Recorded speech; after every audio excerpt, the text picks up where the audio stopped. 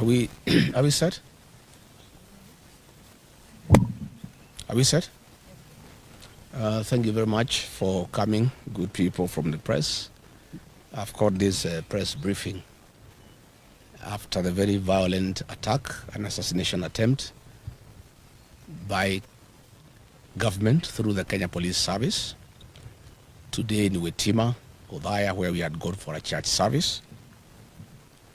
And I want to correct that media stations earlier reported that attack by unknown people. It is not unknown.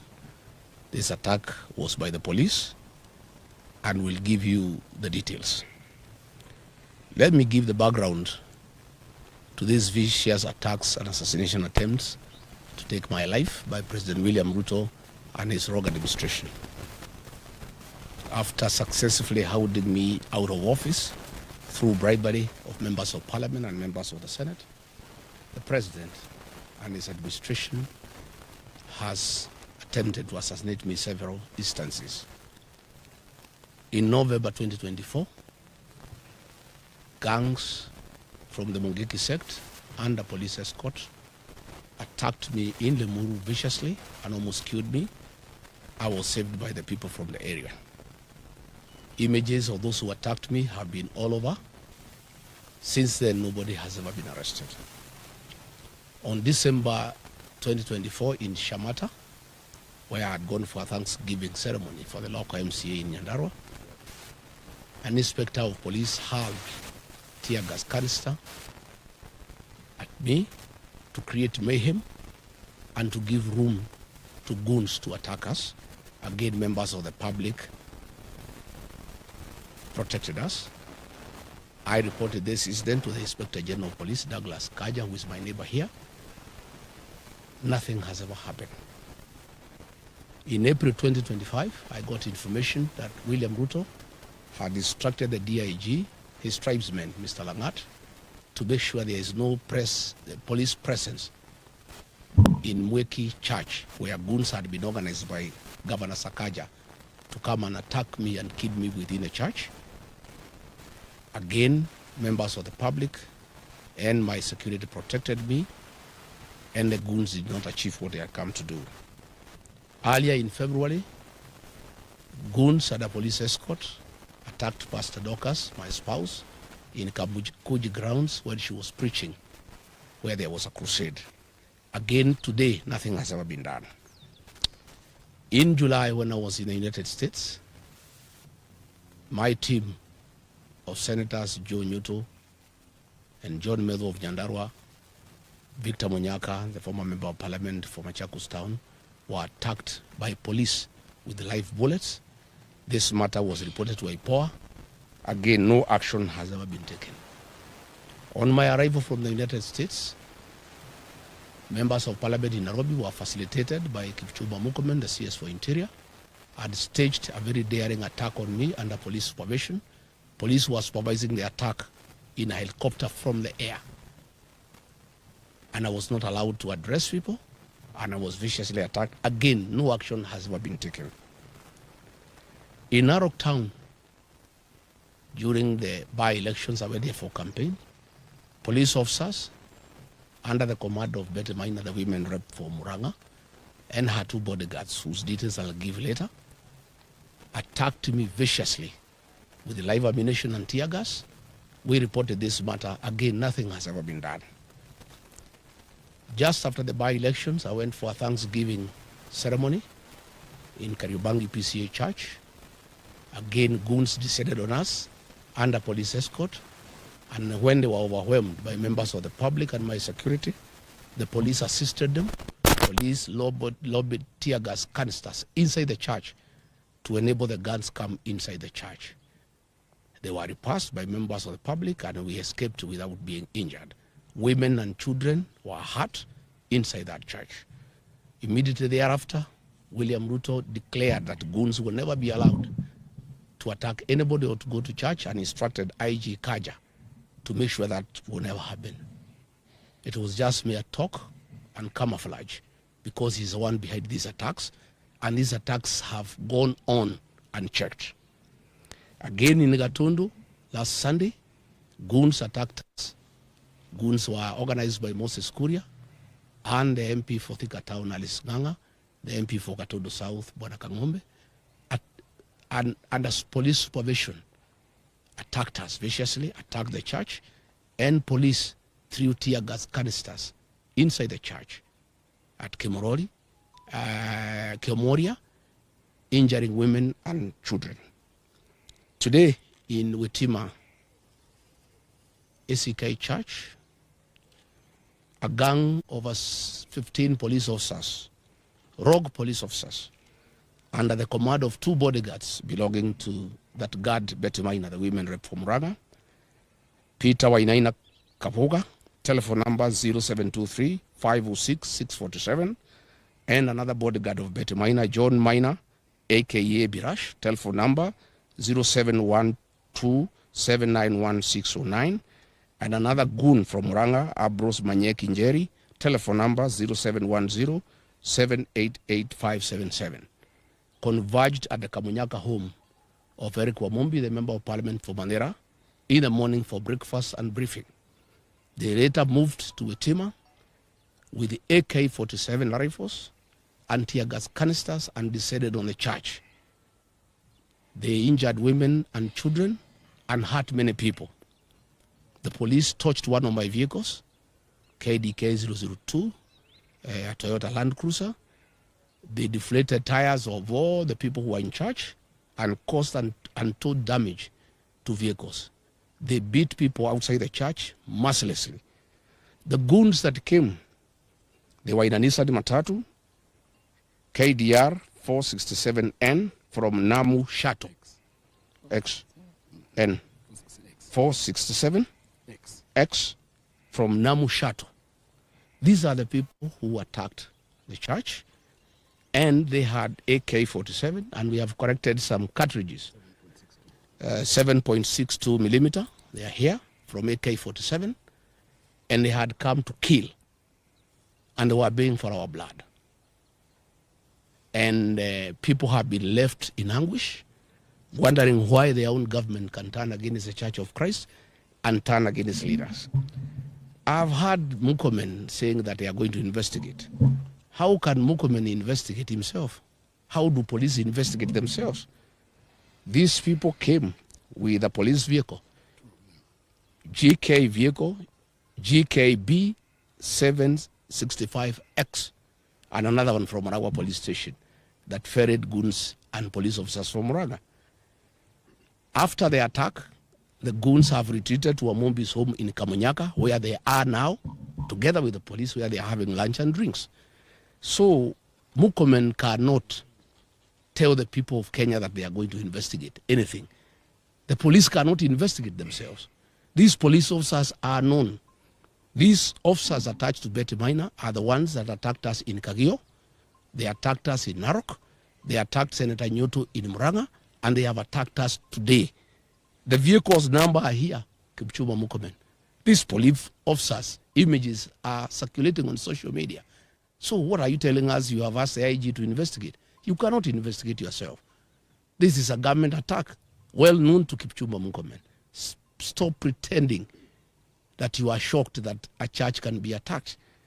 That is pretension. I want to thank the church members of Witima ACK Church for going down on their knees and praying that we are not killed. And God heard their prayers. Although bullets were raining like heavy rain, none of us was injured. Women, of course, and children have fainted because of tear gas. But we want to thank the church. And I want to tell our people to continue praying. God is in control. God is in control. And all these things will come to pass. I want to ask Mukomen, for 40 minutes, police attacked the church. Where were the local police officers from Udaya police station? 200 meters away. Which is 200 meters away from where we were. How can an attack on a church take place with live bullets and tear gas for 40 minutes? And then the CS Interior is saying he's going to investigate.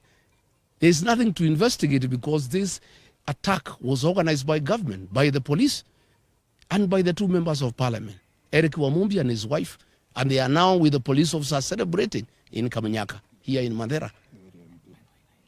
the area member of parliament, and of course the area member of parliament for Udhaya, Mheshimiwa Wainaina. I wonder why, Mheshimiwa Wainaina, you would send people to attack the people who elected you. The people of Karema gave you their votes. Why would you send police to attack them in church?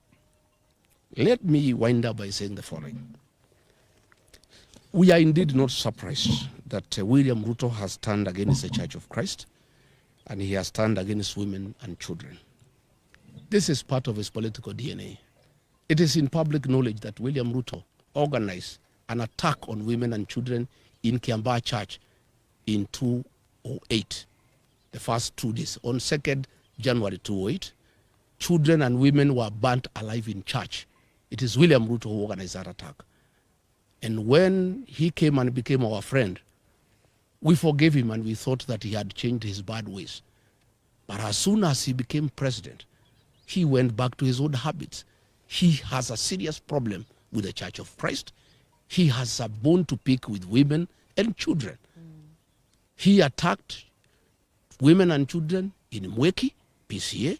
He attacked women and children in Kariobangi. He attacked women and children in Gatondo. Today he has attacked women and children in Wetima. William Ruto, we had thought that you have changed your bad habit of killing women and children in church. Apparently you have not changed. You have even become more vicious as president, because now you have power, you have the police, and you have everybody to back you up. But I want to tell you, for every life lost, for every attack on women and children, God is seeing you, and God will punish you. We want to appeal to the international community to come through for Kenya. William Ruto is setting the stage for civil strife ahead of the elections because he knows he's losing. He wants Kenya to be like Tanzania or like Uganda. I want to tell William Ruto, Kenya cannot be Uganda and it cannot be Tanzania. We want to call on the international community who are our friends to come through for Kenya. This impunity by William Ruto, setting the stage for civil war ahead of the elections, must be checked because the people will not take it. And what has happened today has set the temperatures extremely high. The people are agitated. And I want to tell William Ruto, my former boss and friend, I understand your frustration that you have lost the mountain and you are trying to do everything to regain it. But this is not the way. Attacking churches, attacking women and children, trying to kill leaders, you are simply making the situation very difficult. The people of this region whom you have declared war on are hating you much more than they hated you yesterday. There is no way you can force the people of this area to support you. And use of police and goons will not help you. And this is just making the situation more complicated. I want to call on Kenyans to pray for our country. Our president has gone rogue. He has panicked because of the impending loss of power in the next general election. And he has become extremely dangerous. Nobody is safe anymore. If he can attack the church that prayed him into power, I think he has gone rogue. And this is totally unacceptable. I've seen a lot of nonsense by government bloggers trying to say that we can stage manage our own attack. Where can we get access to tear gas? Is it sold in a supermarket or in Gikomba? Where do we get access to AK-47 assault rifles? Where do we get access to government land cruisers? Where do we get access to police uniform? We can't. And Kenyans are not foolish. I know that is the narrative they have been trying to do to bring so that they can arrest my supporters and my security and try to blame them. But today's happening is recorded. The vehicles are there. The policemen are there. The ones in uniform, the ones in civilian. It's all recorded. The tear gas canisters, the cartridges. Please, Kipchumba Murkomen, don't play around with the minds of Kenyans. Just make a decision. If you want to make this country ungovernable, well and good. If you have decided to use the police to kill, go ahead. And I want to invite the members of the National Security Council outside William Ruto, Kithure Kindiki, and Kipchumba Murkomen. Those three have stopped thinking, and they really don't care about the security of this country.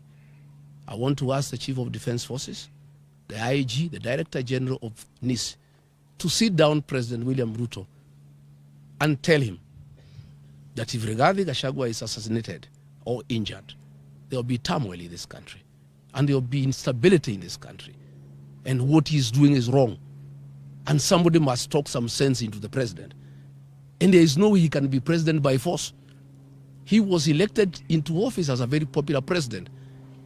He has goofed by doing all the wrong things and antagonized the people of Kenya. And when he is in a hole, the first thing you do, you stop digging. He's digging further by unleashing violence on the Church of Christ, on elected leaders, on women, on children. He's just making the situation worse. I'm told they are very bitter that I talk to the people of northeastern Kenya and enlighten them that their suffering have nothing to do with the marginalization, but misuse of public funds and lack of accountability by their own leaders. And he is afraid that he was banking on the support of the Northerners, and that may not be forthcoming. I am told they were very bitter about the 2 mega rallies I did in Kagumo, in Kirinyaga, and Karatina, and they wanted to make sure that I don't do meetings in Udhaya and Kieni. I want to say that I am undeterred, I'm on board, I'm not intimidated. We shall continue with the journey to liberate this country. We shall continue. And I want to ask our supporters to be steadfast. Our young people to continue protecting our meetings against goons. But now they have changed gear. Instead of using goons, because they realize from Gatundu, the people have said no to goonism and they'll deal with the goons. Now they are using the police to attack the people of Kenya. They are using police with live ammunition and tear gas to cause havoc. How do police who are in charge of security and law and order the source of insecurity in their own country? How do police turn against innocent women and children and beat them and fight them with the live ammunition, with the tear gas? I think the president has gone berserk. The reality that he'll be one term is too much for him to comprehend. And he has lost his head. I think we want to call the president to order. William Ruto, you killed our children and women in Kiambaa Church. Please stop attacking churches. Stop attacking women and children. Stop attacking leaders. Today, William Ruto, I want to assure you, this mountain is lost. Even if you killed Rigathi Gachagua, the mountain will not come back to you. It will even be more difficult for you than it was when I'm alive. Even if you injure me or you injure these leaders, the mountain gets away from you every day. The more you fight us, the more you unleash violence on us, the more you attack our churches, the more you attack our women, the more you attack our children, the more the mountain distances itself from you. And people are regretting having voted for you because they knew you are not a good person. You had killed women and children in church, and they forgave you, thinking you have changed your ways. Kumbe, you are still the same person. I want to thank the Reverend at Witima ACK Church and the clergy and the lay leaders and the choir. They are the ones who saved my members. They gave them uniform for the choir and they were able to sneak out of the church. One of the Reverend gave his robes and uniform to one of my bodyguards who was targeted to be shot. And he was able to escort me looking like a priest. And when they saw he's a priest, they did not shoot him. They wanted to shoot him. I want to thank them. I want to thank the church. I want to thank our women and our children for the prayers. I want to thank the Christians. Kenya is a resilient nation. All these things will pass. And I want to tell the people of Kenya, the darkest hour is just before dawn. We are just about to get there. I think the worst is just about to be over. And I can't understand how William Ruto has turned against the 2 blocks of Kenyans that voted him into power. The Church of Christ prayed him into power. He has turned against the church. The Mount Kenya region that gave him almost 4 million votes, he has declared war on the mountain. I don't understand him anymore. I don't know why he has turned against the church. and the people of the mountain. I want to address the people of the mountain. Please don't be intimidated.